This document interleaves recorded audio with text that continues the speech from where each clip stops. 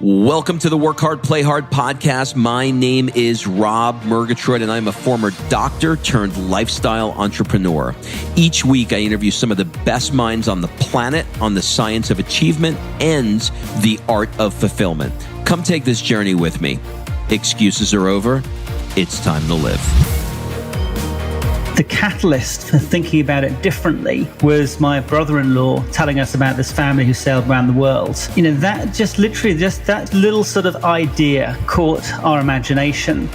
I knew that at some point we would be in the middle of the ocean and an issue would come up, but being in the middle of the ocean, there would be nothing that I could do about it. The best question I've ever asked myself in my life is, how do I create a business that can run without me? And the moment I asked that question, my brain started thinking in a different way.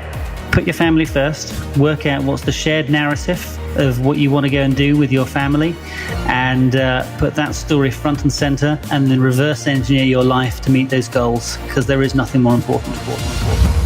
What's up, everybody? This is Rob Murgatroyd, and welcome to another episode of the Work Hard, Play Hard show. This episode features Caspar Craven. You can find him on Instagram and elsewhere at Caspar Craven. I wanted to have Caspar on the show because he did something that I have never, ever heard of anybody doing. He decided to take a 2-year trip around the world on a sailboat with his wife and small children.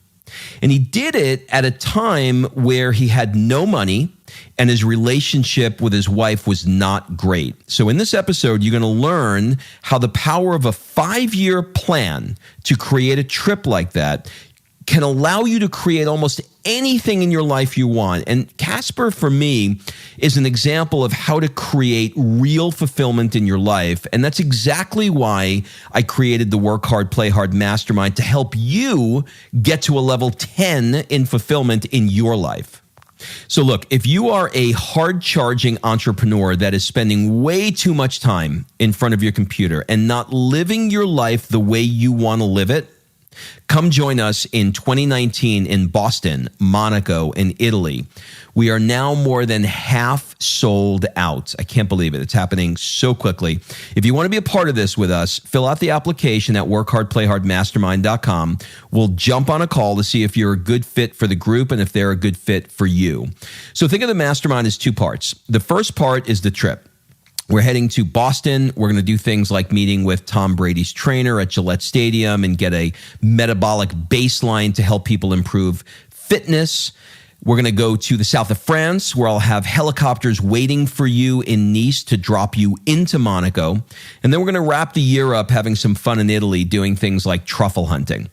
And now the second part is what actually goes on inside of the mastermind over those 4 days. So our group of 25 entrepreneurs will help you brainstorm and accelerate what you want to achieve in 2019.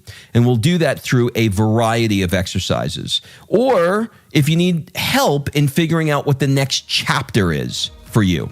So go to workhardplayhardmastermind.com, fill out the application. We'll jump on a call and see if you're a great fit. All right, you're going to love this interview with Caspar Craven. Really, really good. Let's get right into it.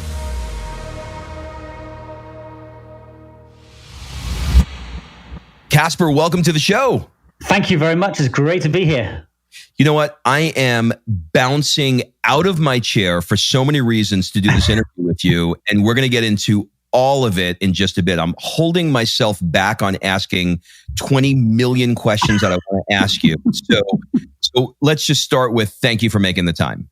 You are very welcome. It's great to be here. It's been a crazy week, so it's nice just to sort of just stop and just have a conversation and just share stories. And I'm really looking forward to talking to you too.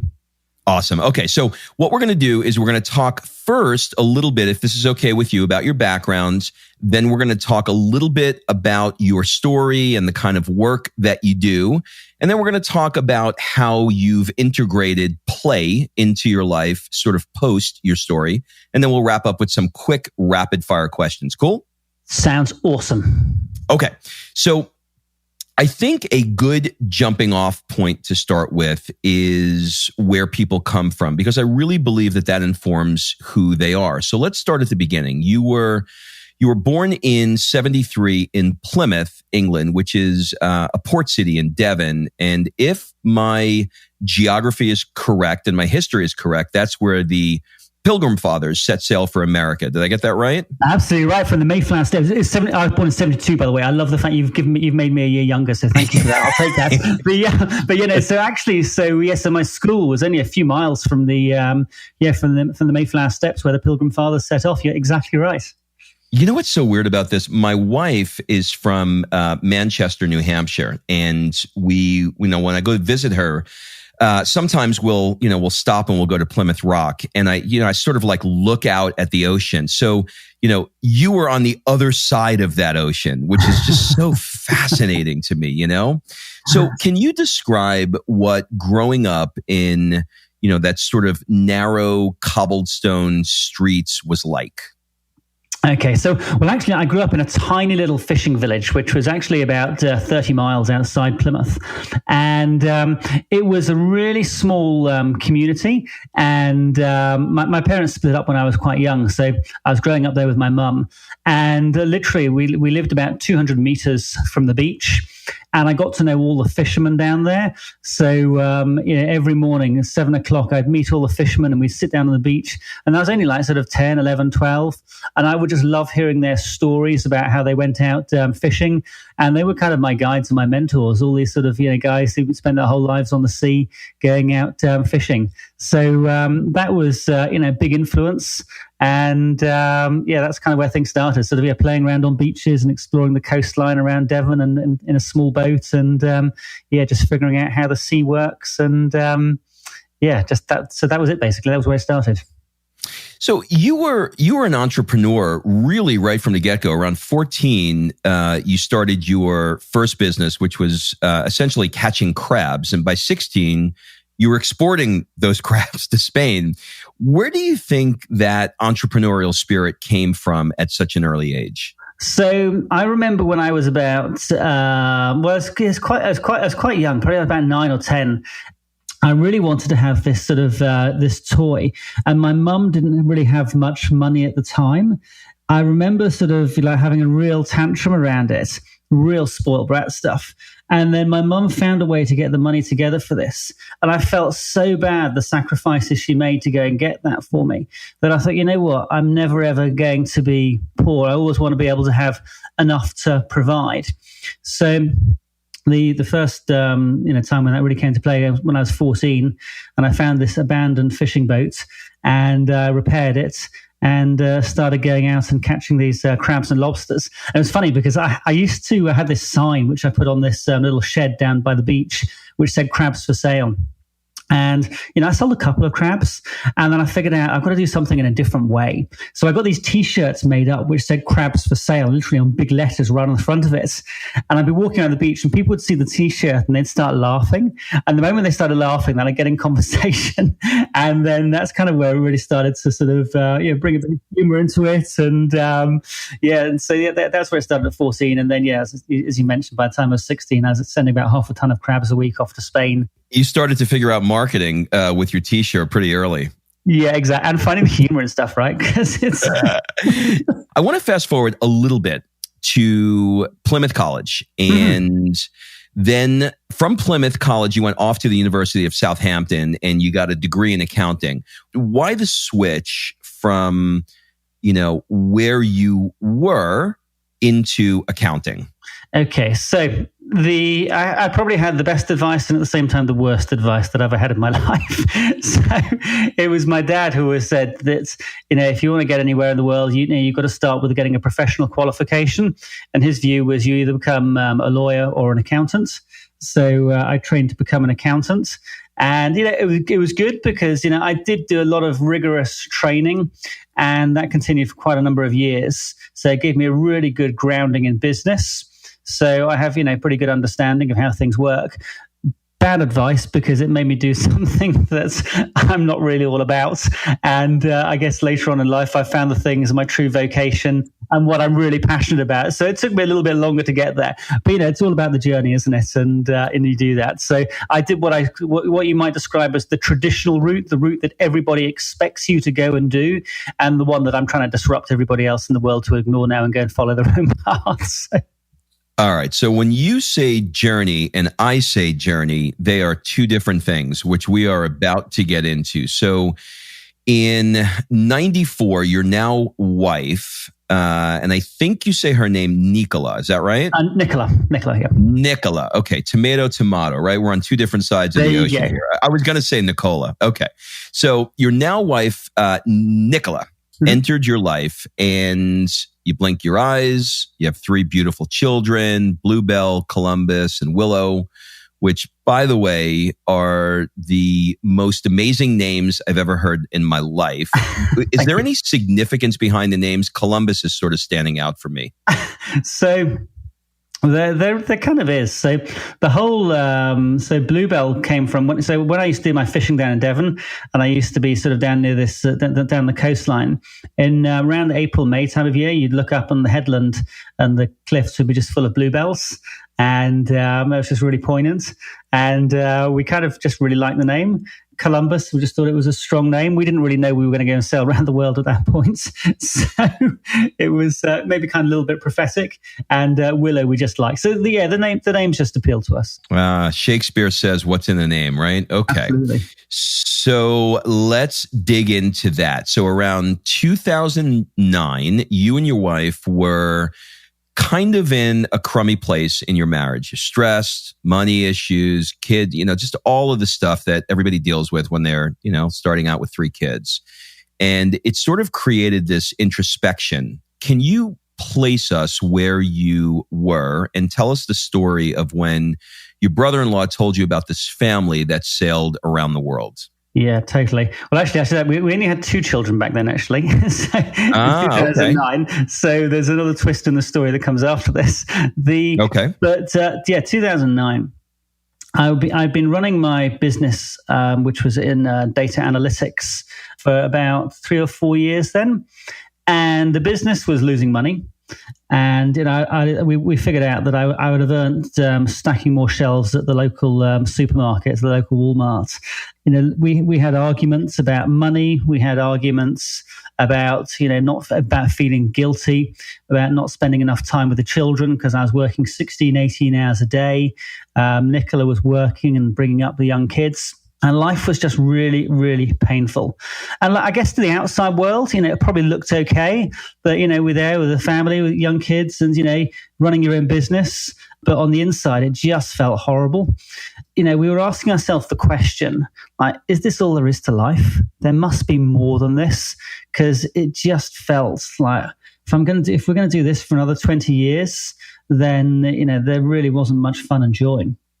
So it was the catalyst for thinking about it differently was my brother-in-law telling us about this family who sailed around the world.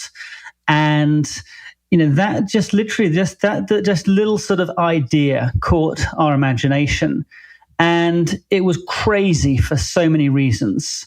So the one thing we had in our favor is I'd sailed around the world before. So I did that in 2000. I did what was called the world's toughest yacht race, and I'd circumnavigated. So I did have quite a lot of experience sailing. But Nicola had only sailed, or she had only been on a boat twice at that point, and she'd been seasick both times. Didn't have the money. I mean, we couldn't even afford to buy a little rubber dinghy at that point, let alone a boat to go around the world. And no boat. And so all sorts of reasons why we shouldn't go and do it. But it was that idea that the future could look really different from where we were right then. That was the thing that caught our imagination. And I guess over the next 6 months, what we did is we started to sit down together and create a different narrative, a different story about how we wanted the future to turn out. Nicola always says, most people end up living 1 centimeter away from your own faces. And the thing is to project out, 5 years from now, what does that picture look like together? And lots of people do that on their own, but very few people, I think, do that together and create a shared narrative and a shared story. And that was kind of the starting point for us to say, how does this look differently? And that was the thing that started to bring us together by focus on something that was more exciting than where we were right then. Who wanted the boat journey specifically? I know that you both wanted to change, but was it your backgrounds in having done this before that, you sort of had to coax her and say, honey, it's amazing, and this is going to be the thing that's going to change our life? Or was she just as on board? Okay, so this bit is really important. So if I had said, I want to go and get on a boat and sail around the world, all Nicola would have done was resisted and tell me all the reasons why she didn't want to. And I think lots of people say, this is what I want to do, and they try and persuade somebody else to come on their journey. And for a whole host of reasons, that doesn't work. So here's how we went about it. We did this exercise, which we call deep listening, where we shared what was really important to each other and what we both wanted to do in life. And we created a fresh piece of paper. And the only things that went on that new piece of paper were only things that we shared in common. Now, when we share this with people, the immediate reaction, the immediate fear is, what if we don't share anything in common? So people are fearful about going down this process and this route. But I have to say, having done this exercise now with hundreds and hundreds of people, there is always something, because people always get together for a reason, and you might have forgotten what those reasons were because they've been squashed down under bills, kids, work, whatever else. But there's always things, and it's about lifting those things up again. For us, we only had 3 things in common back then. It was pretty thin. So we wanted to go and see the elephants in Africa. We wanted to go diving on the Great Barrier Reef, and we wanted to go and see Carnival in Brazil. And that was the only thing that we talked about, were those things that we shared in common. And that created excitement and energy. And it's that thing, you can't build on conflict. You can only build on shared things. And so the story around those 3 things grew and grew. And we looked at when we could go to those places, what time of year, how we'd get there.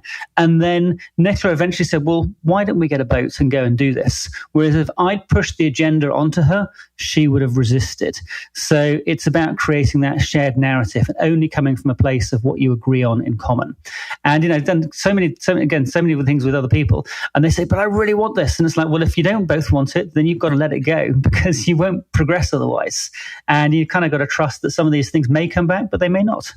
And ended up every single thing that we both wanted on our lists came back into play because we just changed the energy in the whole situation. All right. My mind's going in 4 trillion directions. So I'm going to try and keep this train on the tracks. What's interesting to me about this is at that time that you were considering doing this, mm-hmm. and we're going to kind of just for a marker for people to keep a place in the story.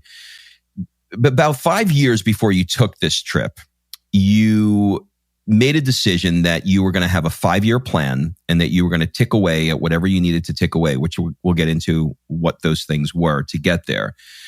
But to put this in context, like you alluded to earlier, you guys were not in the best position economically or relationally. And in fact, your business was struggling at the beginning of this 5-year plan.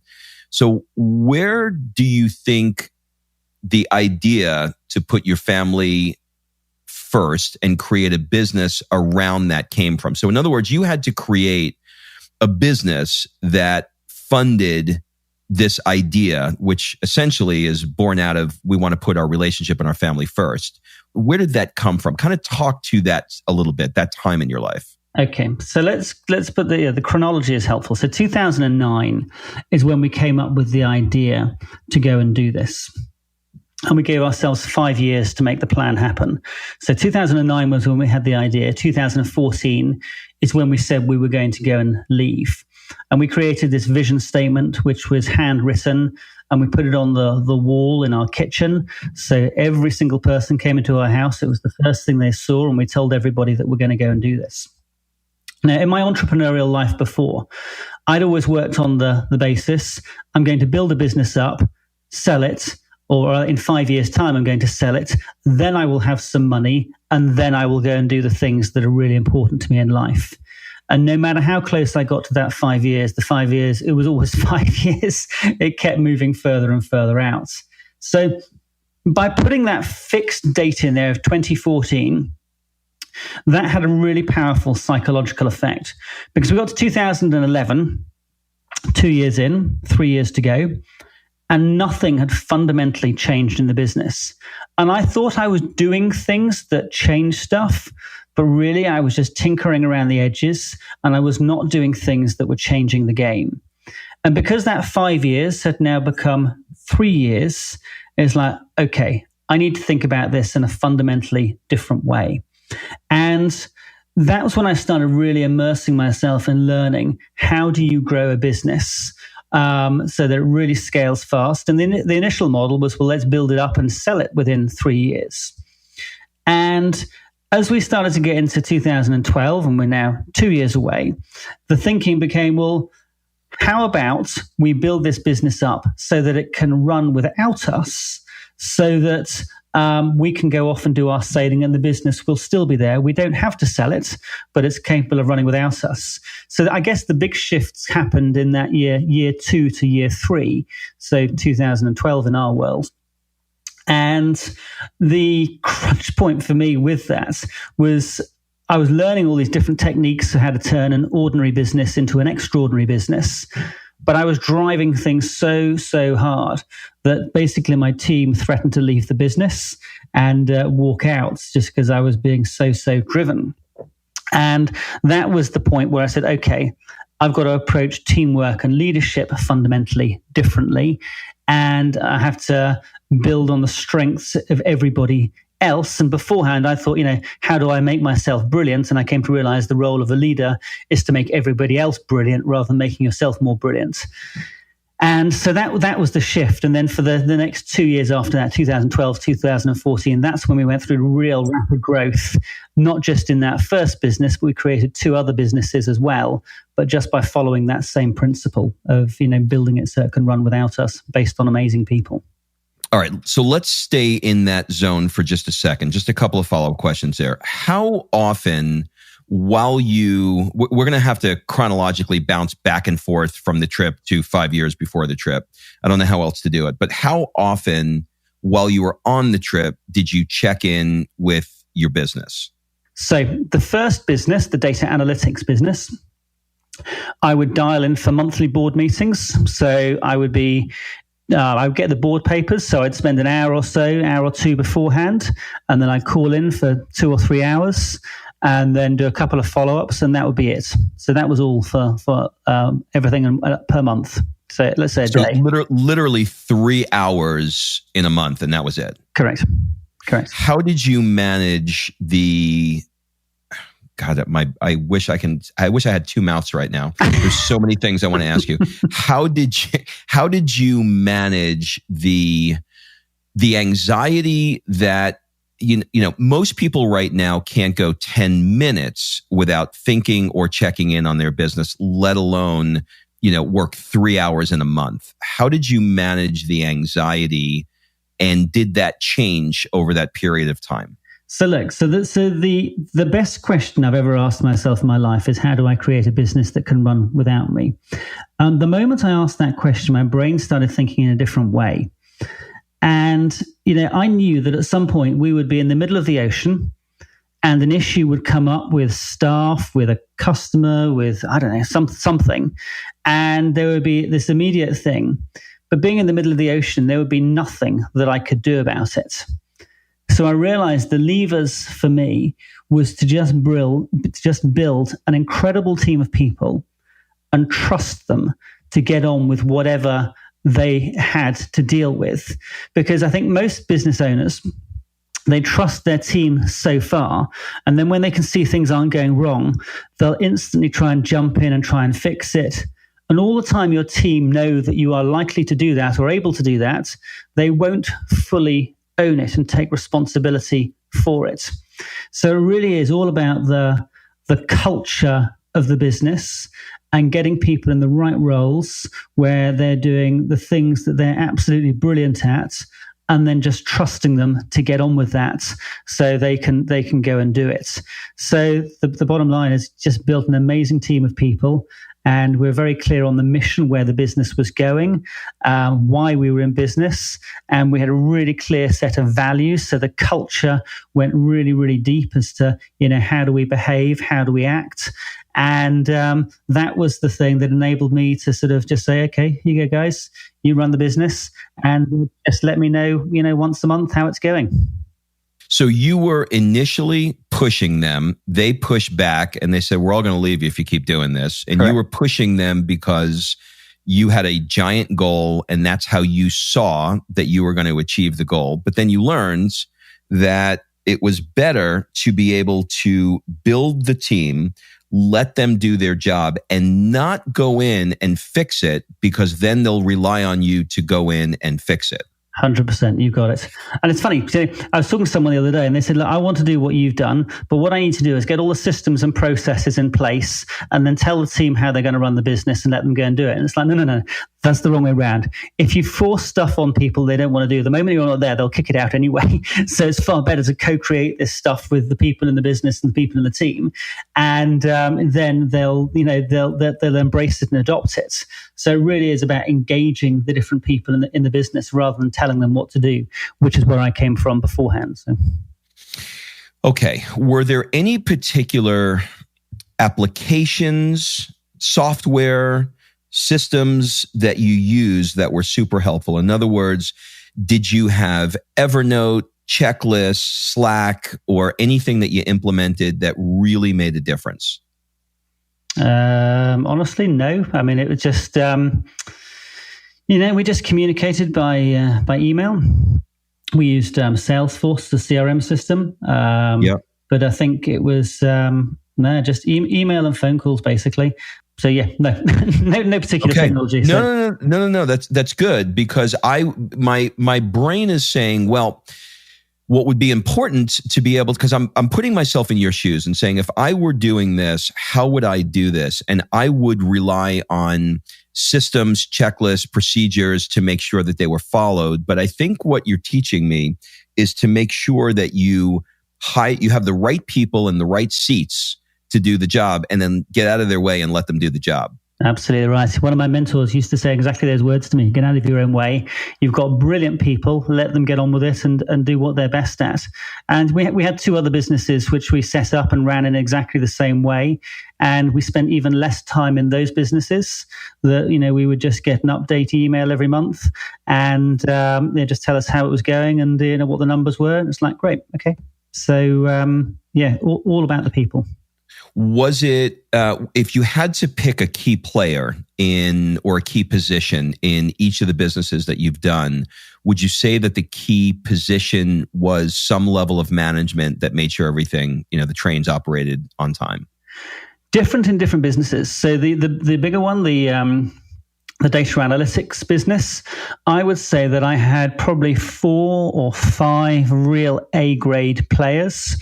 And when we we'll come on to this, we ended up selling that business whilst we're in the middle of the Pacific. And the reason we did is because we just had these brilliant people in play who were making things happen. So it wasn't just one brilliant person, it was a number of brilliant people, but just in the right roles. All right, let's go back to the mission statement that you alluded to in 2014. You languaged that mission statement in a very specific way. It was in a tense of it already being done. Can you describe what that was like, or what that sounded like, and why it was done in the way that you did it? Great question as well. I'm just casting my mind back. It just seemed really natural to do it that way. And, I can recite it. It's like on the 1st of August, 2014, we're setting sail as a happy, contented family, having easily created this amount of money. And we then went on to go and do it. And to get to that place, my wife and I, we came up with different versions of it, and it was all handwritten stuff.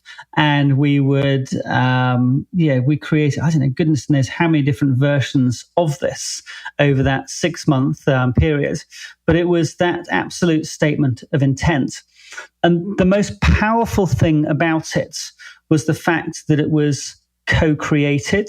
It had both of us in there. We dated it, we signed it, and we just said, that is the thing that's going to happen. And we both believed that it was going to happen. It was, it wasn't just this is a nice to have. It was this is going to happen come hell or high water. And the whole thing was, we made rods for our backs because we told the kids that this is what we're going to go and do. And we fired up their imaginations and got them to think about where we were going to be, what we were going to go and do. And, once we'd made that commitment to our kids, there was no way that we, just imagine the conversation. I'm sorry, kids, we've been rubbish. We haven't been able to get the money together. The idea is cancelled. This thing we've been talking about for 5 years. So it was literally going to happen. And, everybody doubted us and everybody told us we were crazy, not just because of the sailing itself, but lots of people said, you'll never be able to make a business work like that. It's just not possible. Nobody's been able to do that before. And it's that thing. Once you believe you can do something, then you go and find a way. I was thinking like that thing with Roger Bannister, isn't it? Everyone said you couldn't run the 4-minute mile. And then the year after was 30 people did it. And then 500 people the following year. And high school kids did it that year. Yeah, exactly. There you go. So it's, but it's just cracking that belief set around it. But the mission statement was it was an absolute statement of intent. And I used to do this exercise every morning, come downstairs, and I would just close my eyes and I would just visualize us seeing all those different things as they were happening. And so just, created all in my imagination first before it actually happened in reality. So, can you describe how Maxwell Maltz's theater of the mind informed your practice of doing that in the morning? So Maxwell Maltz, Psycho-Cybernetics, probably one of the most influential books in my world. And, he explains in that book the whole process of your psychology, your conscious and your subconscious so clearly, so well. It's the book that I give to all my friends. And I say, look, just read the book. Just go and do what he says in there. And that whole thing with the theatre in your mind, for me, it's just burning it into your subconscious. It's creating that excitement. And, there's some mornings you go and do it and your mind drifts off and you go off to different places, but you keep coming back to it and you keep fleshing out the story. Yeah, you see it all long before it happens. So yeah, very, very important influence. There's two things that I'm learning here that are, if I had to chunk it down and tell me if I got this right. One is because you asked yourself the question, how do I create a business that can run without me? And you set the stakes high enough where you were going to be gone for a year, literally on the ocean, and couldn't run the business. You had two things happening at the same time. One was you set a goal where you would not physically be able to be there, which forced you to actually create a business that had to and needed to run completely without you. Exactly. Okay. I get seasick, so I don't know how I'm going to do this, but we're going to have to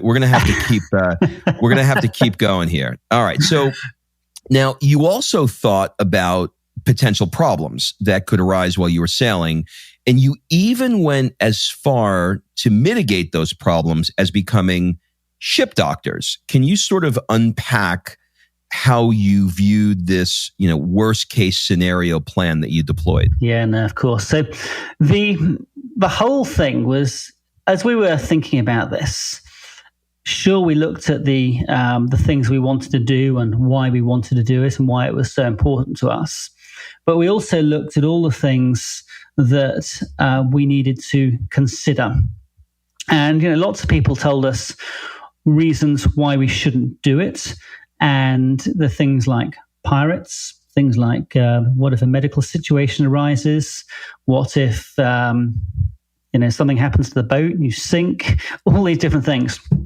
And rather than just sort of getting cross and pushing back and discounting those, we took every single thing of those really seriously, and we wrote them all down on a piece of paper.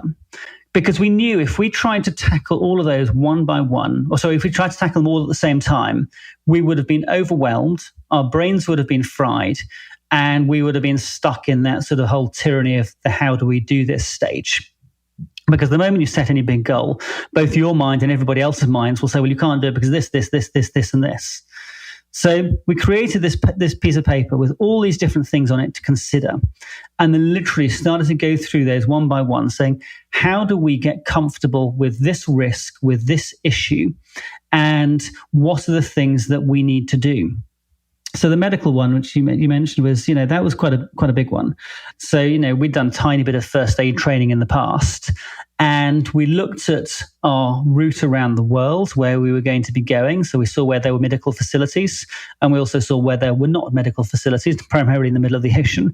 And so, we made the decision to both train to become ship's doctors. So it's a 10-day medical training course here in the UK. It's the most advanced medical training you can do in the UK outside of becoming a doctor or a nurse. So it's really intensive. I mean, the reality is 10 days is still not a huge amount. It's enough to scare you that you always want to know where there's a doctor who's near you. But then we loaded the boat up, and we had like thousands of dollars worth of medical equipment on board, and drugs, and all the different things that we might need. And we had a satellite phone with permanent access, so we can get radio medical advice from a qualified doctor in the UK at any point in time. So literally, we just thought through every single thing and said, okay, what would we do in this scenario? What would we do in this scenario? So that was kind of how we approached it. With sort of real rigor. I mean, like you mentioned it, my background, I was an accountant, and my wife's background, she was an attorney. So both of us are used to sort of being detail orientated and managing risk. So that was the same approach that we took to that. And it definitely wasn't a question of, ignoring those risks. It was taking them very seriously. Let's talk about your relationship with your wife at that time. So things were not great. Things were rocky. And now you made the decision to cram each other up in a boat. I know, it seems crazy, right? for a year, right? 2 years. For 2 years. Okay, for 2 years. So I guess there's two questions here. One, was there any fear or anxiety that you had about what if we kill each other and, this becomes a Natalie Wood situation where somebody's throwing somebody off the boat? Yeah. Or was it a strong belief that I just know that this is going to help our relationship and make it better? Or was it just, let's just hope for the best here? So what was remarkable in that 5-year period of working towards this goal, because we created this energy, we created this shared momentum, and a reason why we were going to go and do something. Our reason why was to create magical, life-changing experiences for us and our children. That whole shift from being individually focused on our own careers and money to being family focused meant that we started working together in a whole different way. And, I won't pretend it was easy. There were times when it was really hard. I'm talking about the 5-year build-up period. And, we'd hit a roadblock, and then we would have to figure out the skills, so the communication skills of how do we get things back on track. And we both grew and learned so much about relationships, about communication, about how do you do stuff together in that 5-year period, that by the time we got to go on the boat, honestly, the thought about throwing each other over the side or anything like that wasn't really a consideration. We were focused on, the obvious challenges of, being on the boat, navigating oceans, seas, and those sorts of things. So the whole dynamic in the relationship had changed before we'd even set sail because of what we'd set out to do and how we'd gone about it. So that really transforms things. But, but the other side of that is that once we'd set sail, I'd gone from working crazy hours in the business to now being 24/7 with Nicola and the 3 kids. And I often joked in that for 3 to 6 months, the best thing about what we were doing was spending 24/7 with my wife and kids. The hardest thing about what I was doing was spending 24/7 with my wife and kids, because suddenly we'd gone from one extreme to another. So it did take a period of adjustment. But after that sort of 3 to 6 month period, we really got into a rhythm of routine and life at sea. And it was utterly magical, and everything we planned for. All right, let's talk about the day-to-day at sea. So it's you, your wife, and 2 children, because the third one was not on the ship with you, yeah? Yeah, no, so the third one was, so we had the little one in 2012. So when we left, the kids were 9, 7, and 2. So we had all 3 kids when we left. I have a 4-year-old right now, and the thought of having a 2-year-old, it's so. I live in a high rise in Atlanta, and I'm terrified of her going near the balcony. I can't even imagine, what this was like. Okay, so let's talk about the day to day. So I have no idea what a typical day would be like on the ship, but I guess 2 questions. One is, how long of a period of time were you at sea where you were not in a port? And I guess the second part of that is, what did you do with those 24 hours while you were at sea? What was a typical day like? Yeah, okay. So just picking up on the point of insanity and taking a 2-year-old on the boat, that was, a huge consideration. Obviously. And the way we addressed that is, in the 5 years beforehand, we spent a lot of time with the older 2 and us creating the routines and the habits about how you do stuff on board. So, for example, everybody wore a life jacket all the time, adults and children, no exceptions. Anybody comes up on deck, you're clipped on with a lifeline. And we just created those rituals and the habits so that they became ingrained for everybody. So that the little one, then the other 2 were making sure that she always had her life jacket on and was always clipped on, because it's the rituals, and the same thing in the business, right? It's rituals and habits about how you do anything that makes it work. So that was the preparation. But in terms of the actual sea stuff, so the longest we'd be at sea for was 3 weeks at a time, and that would be about 3,000 miles of sailing. So the longest passages for us were always the easiest ones, and we kind of get into a routine of how do we do things. So my wife and I, we would be 3 hours on, 3 hours off. So there's always someone who is awake and keeping an eye on the outside, making sure there's no other ships around, making sure the sails are set properly, making sure the navigation is good, we're going in the right direction. So there's always someone on watch 24 hours a day. And then during the day, we would do one watch of 6 hours on and one watch of 6 hours off. So I would, for example, do the schooling from 8 a.m. until 2 p.m. for that 6-hour period. So I'd do the sailing, I'd do the schooling, I would make breakfast and lunch, and Nicola would sleep in that 6-hour off period.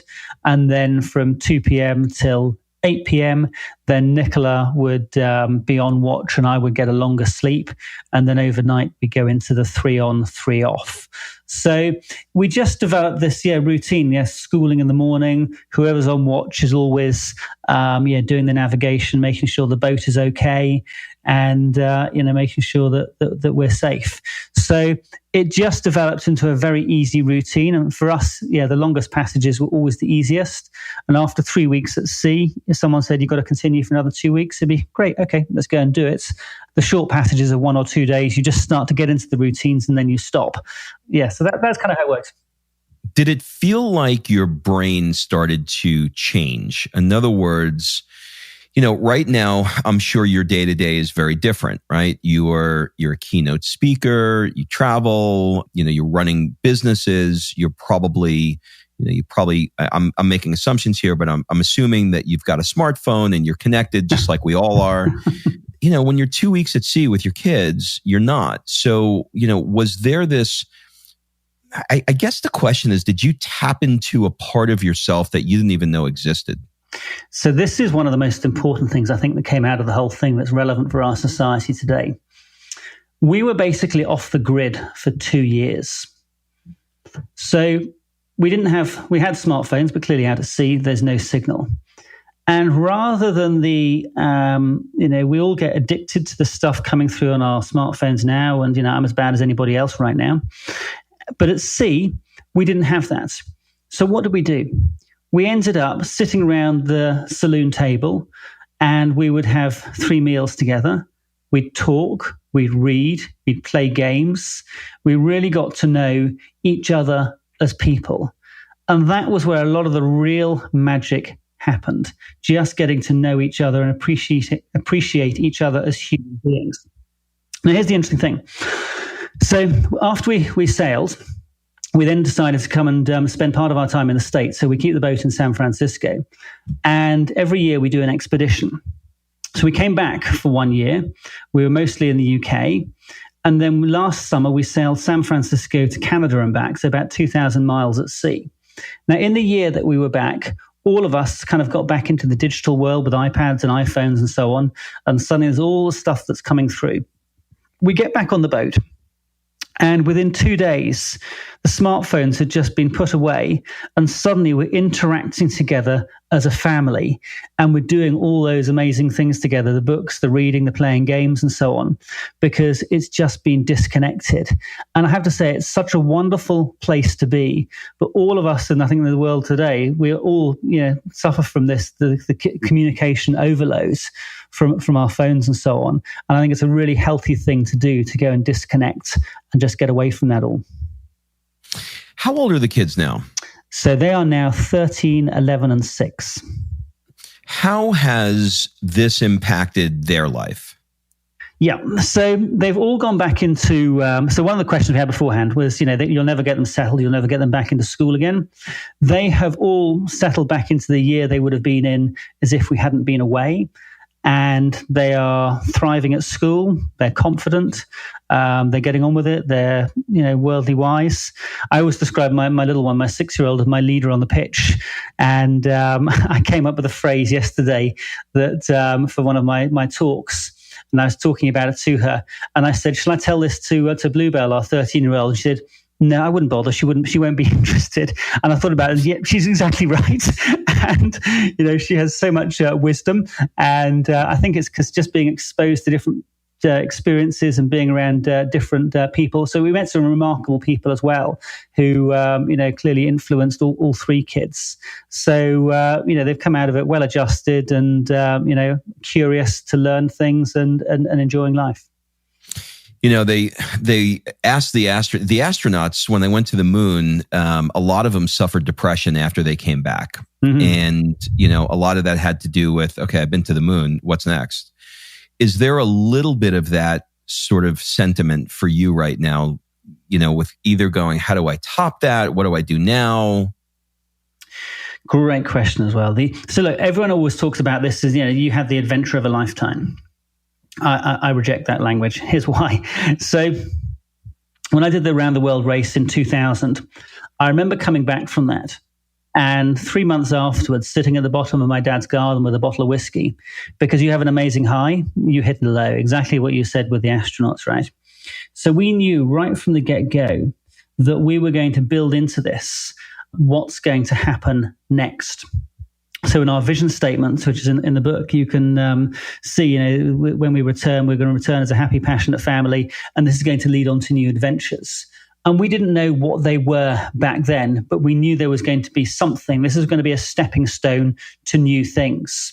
So we have the boat still, and we still go for adventures. We only came back about 7 weeks ago from sailing San Francisco to Mexico and back. And, we have reinvented ourselves with the mission that we're working on now. So honestly, I'd say there's been literally no dip at all. It's just been a stepping stone onto the next thing in our world, because it wasn't the adventure of a lifetime. It was a stepping stone to more things. And now we're turning around what we've learned and sharing that with other people, which I think is perhaps the most fulfilling, rewarding thing that I've ever done. So, it's okay. Got it. Okay. So basically now your next level up is what you're doing. 100%. Okay. That makes perfect sense, because I was just envisioning you hot air ballooning around the world, you and Richard Branson. Okay. I'm with it. All right. So let's. We do have some of those things coming up actually, but actually the purpose and the mission is so fulfilling that it wouldn't need that necessarily. Well, the reason why I wanted to have you on this show is because the podcast is about literally working hard and playing hard. So the first half of the show, we talk about, the kind of work that entrepreneurs do and, get business hacks and help people to become a more efficient entrepreneur. And then the second part of the show, we talk about play. And it's always the most difficult part of the show because hard driving entrepreneurs are generally not the same type of people that like to do things outside of work. They're very, very work centric.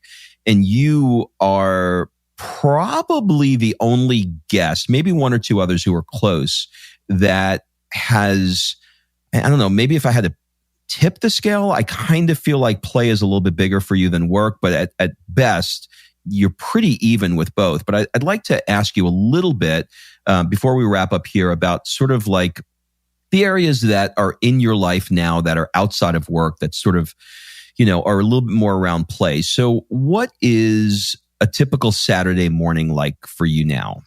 So I do a lot of running. So, early morning run is always good for me. Sunday morning, the kids will come and charge in and, try and, want to play games and do stuff. Probably take one or two of the kids swimming. So, fairly family focused stuff. My phone is always there, and I know that whenever I look in it, there will be stuff to respond to and deal with. But I think, the whole family first thing, someone said to me, you only get 18 summers with your kids before they grow up and leave home, right? And, there becomes a time when they don't want to spend time with you anymore. So it's making the most of that now. I spent time 2 weeks ago with a lady who's a palliative care nurse. So I don't know if these have the same language in States. Yeah. Yep. Same one. So, and she said she's been there present with over 200 people when they've died. And talking to them beforehand, it's that whole thing, which we've all heard, right? Nobody ever regrets. And nobody ever says, I wish I'd spent more time working. It's always family stuff that comes up. So, our whole mission is, family first. And for us, that was not just good from a family perspective, but it was also incredibly good from a work perspective, because it meant that a united Nicola and I and unleashed all this insane amount of energy that we were now on the same page. Again, I've lost track of the number of entrepreneurs I know who've got failed marriages because they're so focused on their business and then neglect family and relationships. And they always regret them later on. So I think it's, getting that balance. So Saturdays is family time. Inevitably, there will be a little work stuff that creeps in because I can't help myself because I love what I do. And so I will deal with things and respond to things. But it's family first and then work second. So. Yeah, two things on that note. One is Jesse Itzler once said to me that, do you know who Jesse Itzler is? The name? Does that sound familiar to you? Do you know Sarah Blakely who owns Spanx? Yes, of course. Have you heard of Spanx? Yeah. Okay, her husband is Jesse Itzler, and he started NetJets and sold that, and then created Zico Water and sold that. So one of the things he said, which was really interesting, sort of what you just said about, you have about 18 summers with your children. If you look at sort of the palliative nurse conversation we just had, I'm 52, so let's round it up and say 50 years old. The average person lives to 76. That means I have about 26 summers, left in my life, and that's it.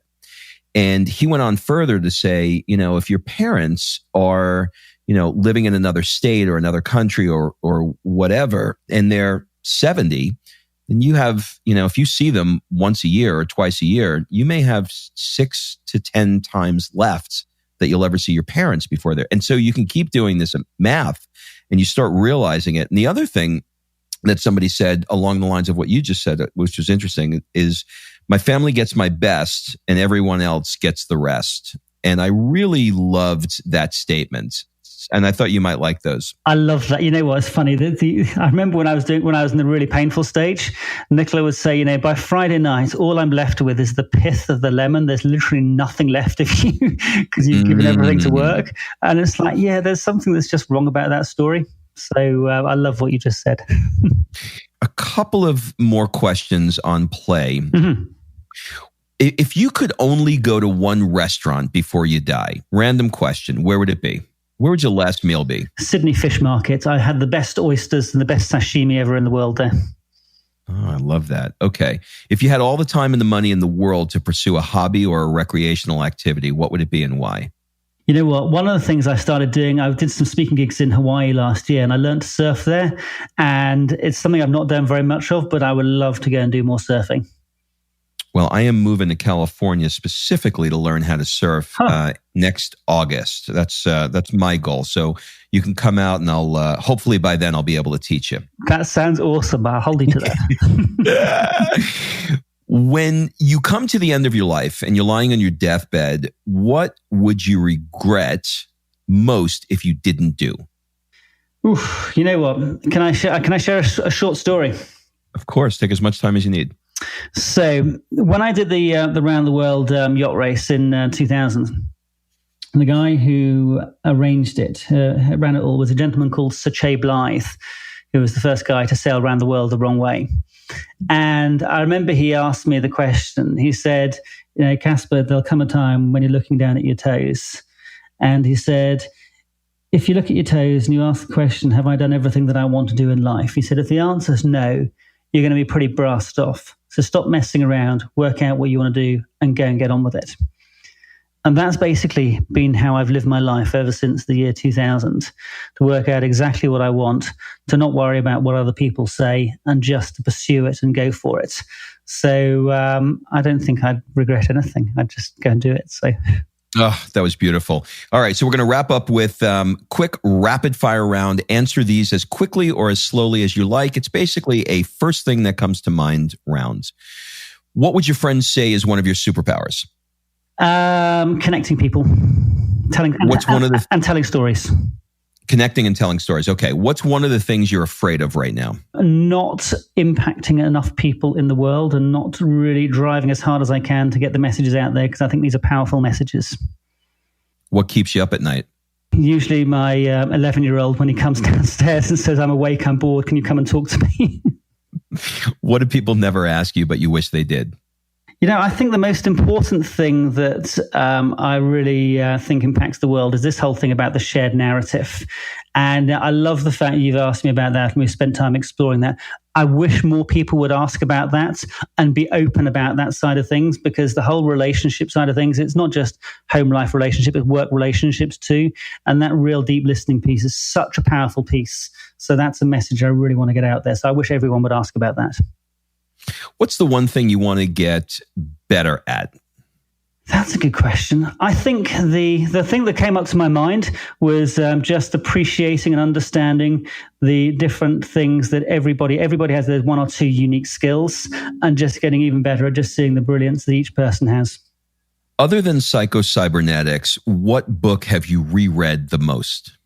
The One Thing by Gary Keller, all about focus. Oh, so good. Speaking of the one thing, what is the one thing that you own and probably should throw out, but never will? I have, my mum will probably answer this question quite well for me. I've got quite a lot of fishing rods, which I'm unable to throw out because they've all got memories.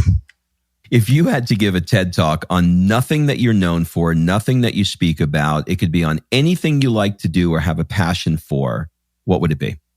So one of my favorite subjects in the world is influence, and I talk about it indirectly, but I'm just absolutely fascinated by that whole area. So I would love to talk more about that. Have you read Cialdini's books? I have, yes. Well, no, only the first one. Okay, his next one, Persuasion, is even better. I just love that guy. Okay, last question. The last question, we're going to change it up a little bit. What one question do you want to ask me? What's the thing that anyone can do that will be most helpful for you? In any specific area? In any specific area. This is a great, nobody's ever asked me that one. What's the one thing that people can do for me? This is going to sound like a sort of a bullshit answer, but it's really how I feel in my heart. They can wake up to the fact that their clock is ticking. And we only get so many days. Tomorrow is not promised.